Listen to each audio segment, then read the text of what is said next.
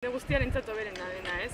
Igual laguntza gehiago eskaini behar duenari eta baina ez dakit, jendearen onuran pentsatu, ez? Eta hiritarrek bakoitza bere esku asko izan dezake? Bai, argi eta garbi dago. Orduan, alde batetik neurriak zentzu dira, baina gero bakoitza egin behar du.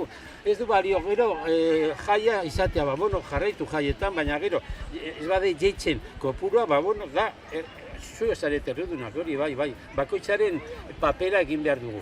Hori da responsabilitatea esatea. Ba hori da.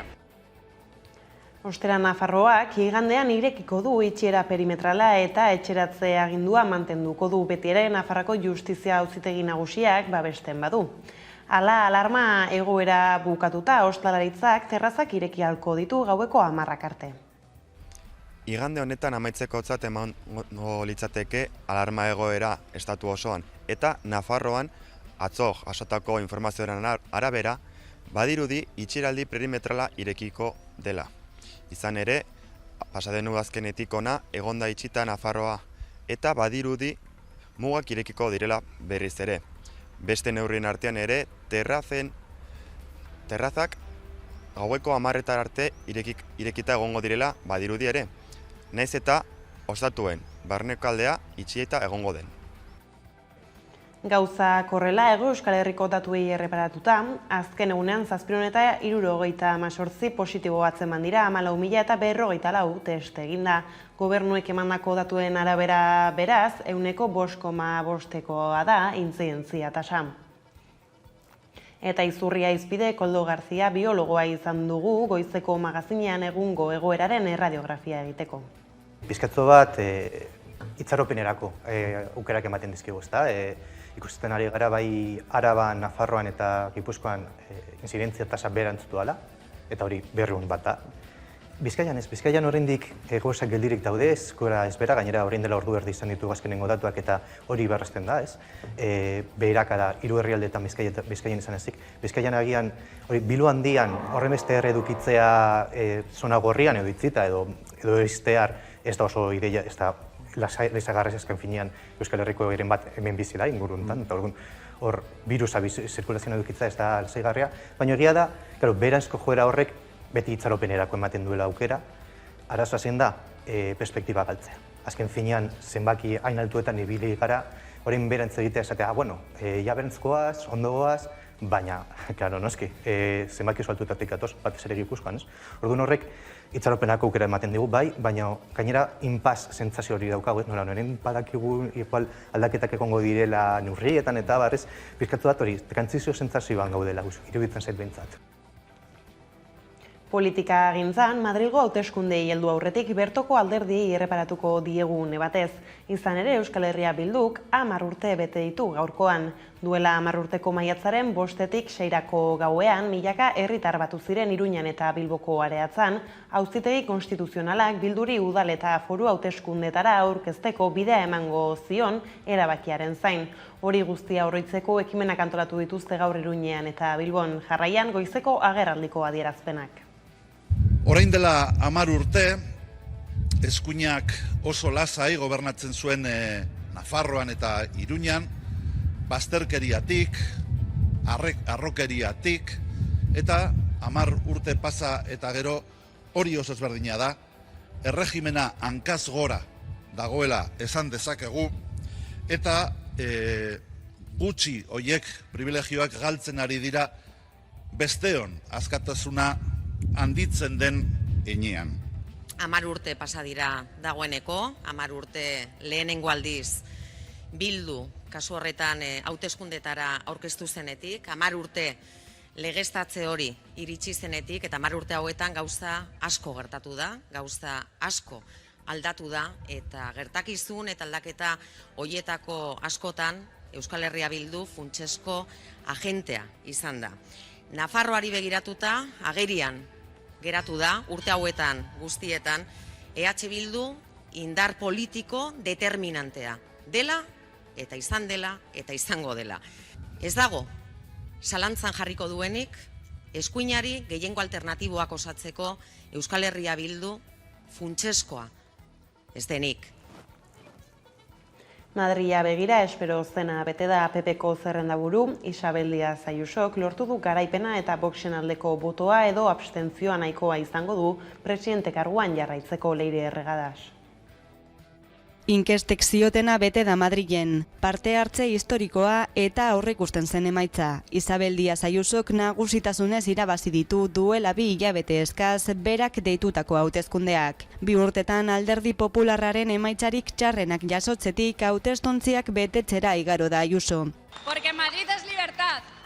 Pandemiaren kudeaketak ez dio ondoriorik ekarri, baizik eta trampolin gisa jokatu du gehiengo absolutura hurbiltzeko. 75 eserleku lortu ditu. Mas Madrid oposizioko lehen indar bilakatu da, PSOE-ri aurrea hartuta. Bigarren indarra izango da Madrilgo asamblean. La fuerza política que lidere la alternativa. Inoiz izandako emaitzarik txarrenak izan ditu PSOEk, 3. postuan geratu da. Porrotaren irakurketa Moncloara eramango da eta ondorioak ekar ditzake. Voxek duela 2 urteko emaitzari eutsi dio. Kanpainan zehar marra gorri guztiak gurutzatzea erabaki zuen arren, eskuin muturrak eserleku bat gehiago du Madrilen eta 4. indarra izaten jarraitzen du. Podemosek 10 legebiltzarkide izango ditu. Pablo Iglesiasek trumpismoak irabazi duela adierazi du eta politika instituzionala utziko duela iragarri du. Dejo todos mis cargos.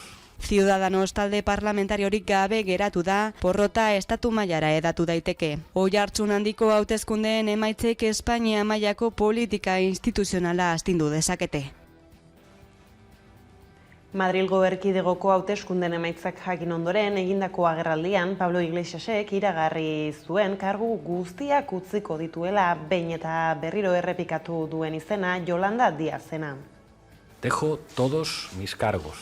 Dejo la política entendida como política de partido, entendida como política institucional.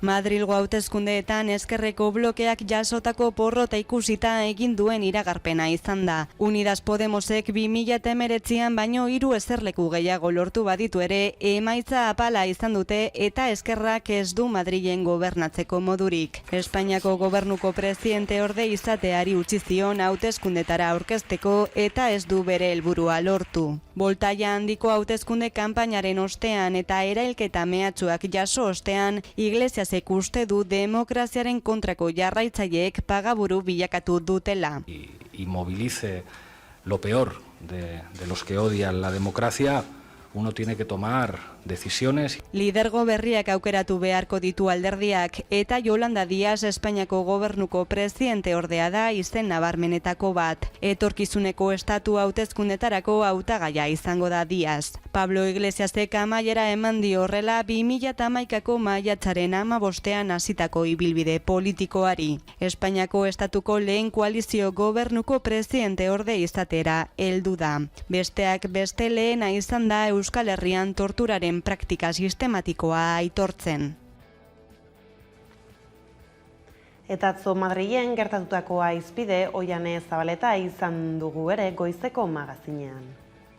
Ulertu behar dugu baita ere koiuntura pandemiko baten aurrean gaudela eta horren baita askatasuna eta segurtasunaren izenean erabiltzen diren klabe horiek noski, herritarrengan eragina dute, ikusten dutelako, nolabaiteko helburu jakin badaukatela, ez? Herritarrak akritikoak izatea, otzanduak eta nolabait menperatuak izateko ohitura badagoelako. Beraz, kategorizazio horiek uste inportantea dela begiratzea eta ondo definitzea zer den, bai? Hau da, ez da fatxa garai zaharkitutakoa, baizik eta populismoaren baitan ulertu daitekeen fasismo eredu bada. Eta zer diote Iruñako herritarrek Madrilgo hauteskunden ondorengo ez kale galdeketa egin du Nafarroako lantaldeak. Atzo Madrilgo hauteskundeak izan ziren, pixkat jarraitu dituzu? Bai. Gaur pixko bat, baina ez oso ongi, ez dakit oso ongi. Iezin nuen, hortik, bai. Eskuina garaia ateratzeak kezkatu egiten zaitu edo nola? Pixkat bai, zergatik. Nizan naiz urte hauetan demokrazia batean, eta orduan orain itzultzen dena da fascismo edo frankismo berdin zait. Eta egoera hori ezagutu nuen nire gaztaroan, eta argi eta garbi dago, gero eta eskubide gutxiago izango ditugu, eta batez ere emakumeentzat. Eskatzen dit, batez ere, eskuina baino gehiago boxen emaitza hori, ez? Zait bat ere gustatzen etorkizuna nora doan. Bueno, hiruan bi lagun useran bizitzen ari dira Madrilen eta agresio homofobo bat izan zuten eta esan zidaten taberna batean zegoela Frankorekin Espainiako banderak eta horrela eta ez dakit pasada bat iruditzen zait gauza horiek. Uste duzu eragina izango duela estatuan eta agian konkretuki Nafarroa edo Euskal Herri mailan? Bai, beti olatuak zerbait. Baina beste aldetik badugu denborarik horretaz pentsatzeko eta ez da pentsatzeko. Demokrazia edo fascismo ez asko zerrezagoa da. Demokrazia duguna edo frankismo ezagutu genuena. Batez ere nire adinekoa jubilatuak edo 50 urtekoak. Igual Nafarroa mailan ez dakitain beste, baina estatu mailan igual indar gehiago izango dula, uste dut baietz. Espero ez, baina zoritzarrez uste dut baietz. Espero dut ez, baina beldur pixkat badukat bai. Nik uste dut baietz. Batez ere orain ari delako hartzen indar handia, badirudi iritzi guztiak, nola balioa direla eta beldur handia ematen du gauza batzuk, ez dakit. Efemeride bati helduta, 40 urte bete dira Bobby Sands, 76 egunez gose greban egon ondoren hil zenetik. 9 biktima gehiago izan zituen protesta hark britainiarren krudelkeria bihurtu zuen eta harridura eragin zuen nazioarteko komunitatean. Gertakariak aro berri bat ireki zuen ere Oihan Larrañaga.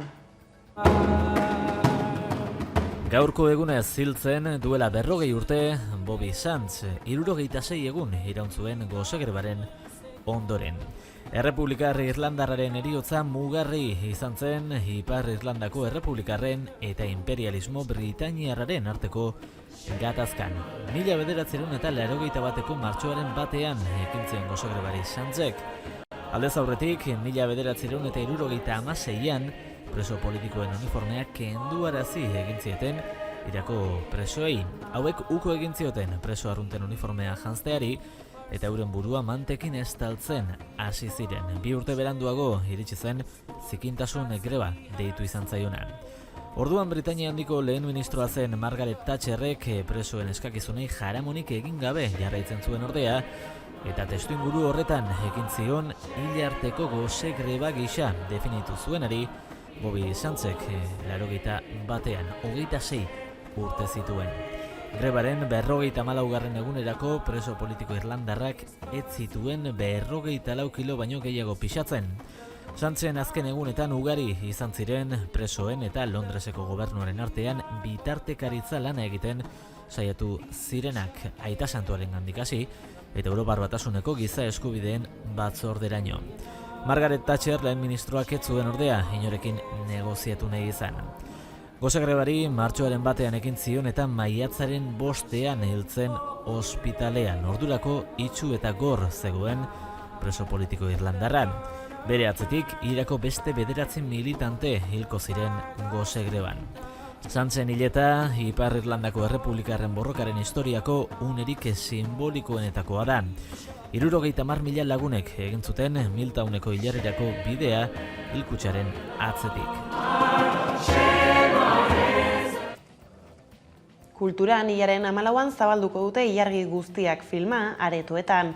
Oztopoz beteriko bideari egin behar izan dio aurre Igor Legarretak zuzendutako proiektuak pandemiak bete-betean eragin diolako. Iker Aginaga. Pandemiaren alaba da Igor Legarretak zuzendutako ilargi guztiak filma. Halaxe definitu du Legarretak berak osasun egoerak erabat baldintzatu baitu prozesua. Grabaketa gelditu behar izan zuten eta neurri zorrotzekin berrabiarazi itxialdiaren ostean. Hala ere, pelikula burutzea lortu dute, eta estrainatzeko atarian da zinegilearen 2. luzemetraia. Bai, oso luzea izan da. Esaten, ez dakit nori esan nion, pandemiaren semea garela edo alaba, ezta? Pelikula eten egin genuen, grabaketan, eta gero iaia den aldatu zen, postproduzioen datak mugitu genituen, eta gero okertz banago bai, lehenengo estrenatzeko datak bai aldatu genituen, orduan, pandemia gainean egon dugu denbora osoa. Fantasiazko lana dela azaldu du zuzendariak. Vanpiroen mitoari heldu eta ikuspuntu berritzailea osatzen saiatu da Legarretak gidatutako lantaldea. 13 urteko Aizea Karneros aktorea da protagonista, eta berarekin arituko dira Itziar Ituño, Josean Bengoetxea edo Zorion Egileor bezalako antzezle esperientziadunak besteak beste. Lehen begiratuan irudi daitekenaren aurka, beldurrezko filma ez dela nabarmendu du sortzaileak. Ostirale honetan izanen gara Fanten, eta hurrengo ostiralean zabalduko dugu pelikula. Zer espero dezakegu ilargi guztiak filmeaz? Zer da? Zer da? Bueno, esan dugu ipuin fantastikoa dela, drama fantastikoa, ez dela beldurrezko pelikula, vampiros edo vampiro mitoaz oinarritatuko pelikula dela, dena hori batera eta nahaztuta, ze azkena pelikula lortu du bere bidea lortu du eta bere nortasuna dauka. Orduan nik esango nuke pelikula ederra daukagula, visualki oso potente, historia oso polita da, protagonista neskatio, 12 urteko neskatioa, Algortakoa, Aizea Karneros lan itzela egin du. Eta, bueno, ze espero dudan? Ez gehiegi. Batez ere pelikula aretotan izatea, oso berri ona da hori guretzako. Eta gian, hau izan daiteke seinali bat nolabait ikusteko egora aldatzen ari dela. Zabalduko dugu pelikula Fanten, gero aretoetan, poliki aldatzen ari da, buelta ematen ari dugu pandemiari, eta berreskuratzea gure guneak, gure aretoak, gure pelikulak, gure kultura oso berri ona da. Jonekoia izan zinen! Ez naiz azu bakarrik utzi. Beti izanen gara elkarrekin. Beti. Beti enbora egida. Gaurkoan, Antifa Dance Squad kantuarekin emango diogu bukaera albistegiari 2018an sortu zen Onkisin taldearen eskutik dator bideoklip berria. Gustoko izango duzuelakoan, besterik ez gure aldetik. Hauek izan dira eguerdiak gurean gaur utzi dituenak, guztiak eta gehiago, nahi duzuen aldiro 11.eusatarian ondo izan eta bihar arte.